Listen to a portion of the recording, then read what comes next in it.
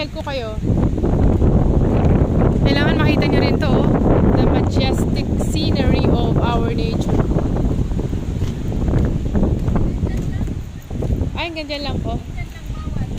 Ay, lakas ng ano, nung alon. Yung alon yung humahampas siya. Tapos magpa-picture ka ba? Tapos ano yung alon? Ay, oh. Diba, no? Opo. Ayun na. Hindi natin palalampasin si Madam. Ayun, ang ganda dun.